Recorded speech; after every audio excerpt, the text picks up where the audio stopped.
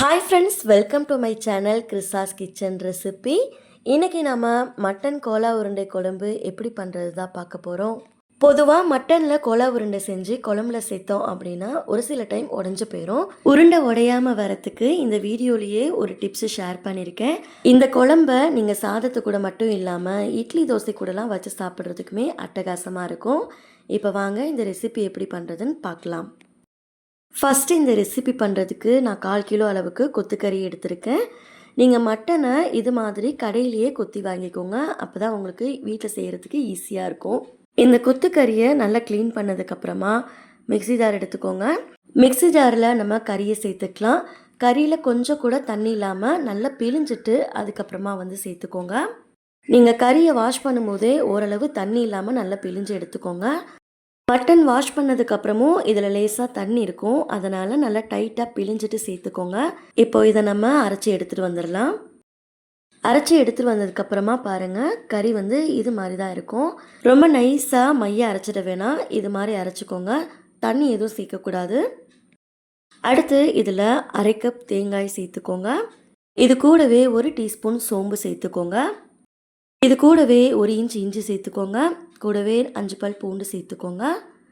அடுத்து 1 table spoon கசகசா சேர்த்துக்கோங்க.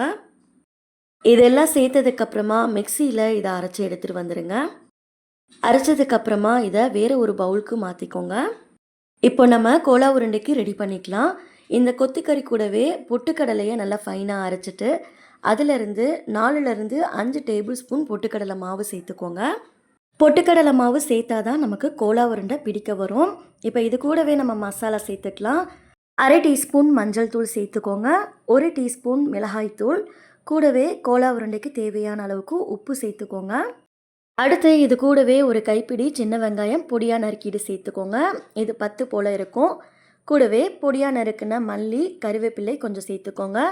இப்போ இதையெல்லாம் சேர்த்ததுக்கப்புறமா கையிலேயே நல்லா கலந்து விட்டுக்கலாம். நம்ம சேர்த்துருந்த மசாலா, உப்பு, காரம் எல்லாமே எல்லா பக்கமும் படுற மாதிரி நல்லா பிசைஞ்சு விட்டுக்கோங்க.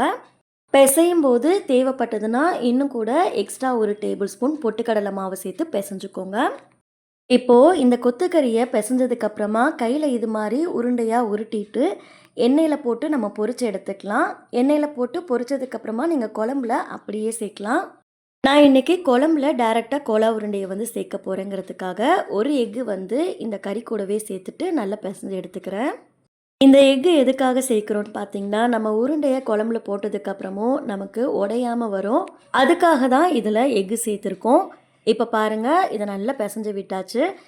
இதை அப்படியே நம்ம கையில் உருண்டையாக உருட்டிட்டு குழம்புல சேர்த்துக்கலாம். இப்போ கையில் பார்த்தீங்கன்னா நான் தண்ணி எதுவும் தொடலை. ஆனால் நீங்கள் குழம்புல சேர்க்கறதுக்கு முன்னாடி கையை நனைச்சிட்டு அதுக்கப்புறமா உருண்டையாக உருட்டிட்டு குழம்புல சேர்த்துக்கோங்க, கையில் ஒட்டாமல் இருக்கும். இப்போ இது ஒரு ஓரமாக இருக்கட்டும். அடுத்து ஒரு பெரிய மிக்ஸி ஜார் எடுத்துக்கோங்க. அதில் நம்ம குழம்புக்கு பார்த்திங்கன்னா தேங்காய் அரைச்சி ஊற்ற போகிறோம். அதுக்காக 1 கப் அளவுக்கு தேங்காய் சேர்த்துக்கோங்க. இது கூடவே 1 டேபிள் ஸ்பூன் கசகசா சேர்த்துக்கோங்க. அடுத்து 2 இன்ச் இஞ்சி சேர்த்துக்கோங்க. கூடவே 6 பல் பூண்டு சேர்த்துக்கோங்க. இது கூடவே 1 டேபிள் ஸ்பூன் சோம்பு சேர்த்துக்கோங்க. இப்போது இதில் தண்ணி கொஞ்சமாக சேர்த்துட்டு நல்லா நைஸாக இருக்க மாதிரி அரைச்சி எடுத்துகிட்டு வந்துடலாம். இந்த அளவுக்கு நல்லா ஸ்மூத்தாக இருக்க மாதிரி அரைச்சிக்கோங்க. அடுத்து இதை ஒரு பவுலுக்கு மாற்றிக்கோங்க. இப்போ இதுலேயே நம்ம மசாலா சேர்த்துக்கலாம். 1/2 டீஸ்பூன் மஞ்சள் தூள் சேர்த்துக்கோங்க. கூடவே காரத்துக்கு 2 டேபிள் ஸ்பூன் மிளகாய் தூள் சேர்த்துக்கோங்க. அடுத்து இது கூடவே 3 டேபிள் ஸ்பூன் மல்லித்தூள் சேர்த்துக்கோங்க. காரம் நீங்கள் கம்மியாக சாப்பிடுவீங்க அப்படின்னா 1/2 டேபிள் ஸ்பூன் சேர்த்துக்கோங்க, கரெக்டாக இருக்கும். அடுத்து இதில் அரை லெமன் சைஸ்லேருந்து பாதி அளவுக்கு புளி எடுத்திருக்கேன். இந்த அளவுக்கு தான் இருக்கும். இதை நம்ம கரைச்சிட்டு இந்த புளி தண்ணியை இதில் வடிகட்டிட்டு சேர்த்துக்கலாம். புளி அதிகம் சேர்த்துடக்கூடாது. இந்த குழம்புல லேசான புளிப்பு இருந்தது அப்படின்னா குழம்பு ரொம்பவே நல்லாயிருக்கும்.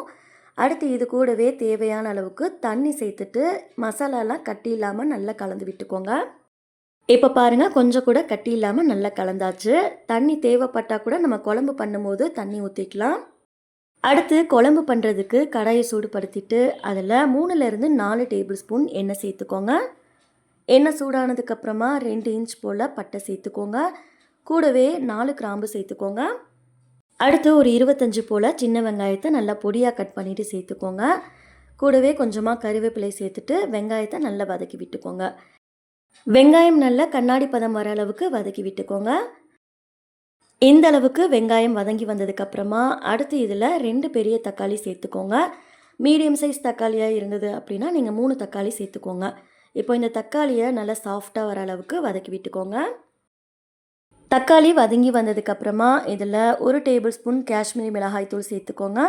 இதில் காரம் இருக்காது, குழம்புக்கு நல்ல கலர் கொடுக்கும், அதுக்காக தான் வந்து சேர்த்துருக்கோம். இது வேணாம் அப்படின்னாலும் நீங்கள் ஸ்கிப் பண்ணிக்கலாம். இதை நல்லா கலந்ததுக்கப்புறமா அடுத்து இதில் 100 கிராம் மட்டன் எலும்பு சேர்த்துக்கோங்க.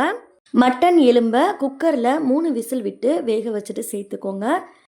இந்த குழம்புல நம்ம கோலா உருண்டை கூடவே மட்டன் எலும்பும் சேர்த்து பண்ணும்போது குழம்போட ருசியும் ரொம்ப நல்லாயிருக்கும். இப்போது இதை நல்லா கலந்ததுக்கப்புறமா குழம்புக்கு ஏற்கனவே நம்ம கூட்டி வச்சுருந்தோம் பாருங்கள், அதை சேர்த்துக்கலாம். அடுத்து இது கூடவே மட்டன் எலும்பை வேக வைக்கும்போது எடுத்து வச்சுருந்த சூப்பு வந்து சேர்த்துக்கலாம். கூடவே தேவையான அளவுக்கு உப்பு சேர்த்துட்டு இதை நல்லா கலந்து விட்டுக்கோங்க. இப்போது இதை மூடி போட்டு மூடி அடுப்பை ஹை ஃப்ளேமில் வச்சு எண்ணெய் பிரிஞ்சு வர அளவுக்கு நல்லா கொதிக்க வச்சுக்கோங்க. குழம்பு நல்லா கொதித்து நம்ம சேர்த்துருந்த மசாலாவோட பச்சை வாசனையெல்லாம் போனதுக்கப்புறமா ஓப்பன் பண்ணிக்கோங்க. இதை நல்லா கலந்து விட்டுட்டு நம்ம டைரெக்டாக கோலா உருண்டையை உள்ளே சேர்த்துடலாம். கையில் ஒட்டாமல் இருக்கிறதுக்காக லேசாக தண்ணி தொட்டுக்கோங்க. இப்போ நம்ம கொத்துக்கறியை கையில் எடுத்துட்டு உருண்டையாக உருட்டிக்கலாம். இதை நீங்கள் பக்கோடா மாதிரி எண்ணெயில் கிள்ளி போட்டுட்டு கூட சாப்பிடலாம், ரொம்ப நல்லாயிருக்கும். இப்போ பாருங்கள், இதை நல்லா உருண்டையாக உருட்டியாச்சு. இதை அப்படியே நம்ம குழம்புல சேர்த்துடலாம். கோலா உருண்டையை உள்ளே சேர்க்கும் போது கையில் அனல் படுற மாதிரி இருந்ததுன்னா அடுப்பை லோ ஃப்ளேமில் வச்சுட்டு உள்ளே சேர்த்துக்கோங்க. உருண்டையை சேர்க்கும் போது நடுவில் கொஞ்சமாக கேப் இருக்கிற மாதிரி விட்டு சேர்த்துக்கோங்க. உடனே கரண்டி வச்சு நம்ம கிளறக்கூடாது. அதனால் 2 நிமிஷத்துக்கு இதை மூடி போட்டு மூடி அடுப்பை ஹை ஃப்ளேமில் வச்சு நல்லா கொதிக்க வச்சுக்கோங்க. 2 நிமிஷம் ஆனதுக்கப்புறமா இதை ஓப்பன் பண்ணிக்கோங்க. இப்போ நம்ம கரண்டி வச்சு நல்லா கலந்து விட்டுக்கலாம். நீங்கள் உருண்டையை உள்ளே சேர்த்த உடனே கரண்டி வச்சிங்க அப்படின்னா உடஞ்சி போயிடும். அதனால் ஒரு 2 நிமிஷத்துக்கு நல்லா கொதிக்க வச்சுட்டு அதுக்கப்புறமா மிக்ஸ் பண்ணி விட்டுக்கோங்க. இதை நல்லா கலந்ததுக்கப்புறமா இதை மூடி போட்டு மூடிட்டு 10லேருந்து 15 நிமிஷத்துக்கு இந்த உருண்டை எல்லாத்தையும் வேக வச்சு எடுத்துக்கோங்க. இப்போ ஒரு 15 நிமிஷம் போல் ஆயிருக்கு. உருண்டையெல்லாம் பாருங்கள், நல்லா சாஃப்டாகவே வெந்து வந்திருக்கு, கொஞ்சம் கூட உடையவே இல்லை. அவ்வளோதான், மட்டன் கோலா உருண்டை குழம்பு சூப்பராக ரெடி ஆயிடுச்சு. கடைசியாக இதில் கொஞ்சமாக பொடியாக நறுக்குன மல்லி சேர்த்துக்கோங்க. குழம்பு நல்ல வாசனையாக இருக்கும். இந்த வீடியோ படியே வீட்டில் ஒரு டைம் இந்த குழம்பை செஞ்சு பாருங்கள். இட்லி தோசைக்கு சாதத்துக்கூடலாம் வச்சு சாப்பிட்றதுக்கு அட்டகாசமாக இருக்கும். ட்ரை பண்ணி பார்த்துட்டு இந்த ரெசிபி எப்படி வந்ததுன்னு மறக்காமல் உங்களோட ஃபீட்பேக்கை ஷேர் பண்ணிக்கோங்க. இந்த ரெசிபி உங்களுக்கு பிடிச்சிருக்குன்னு சொல்லி நினைக்கிறேன்.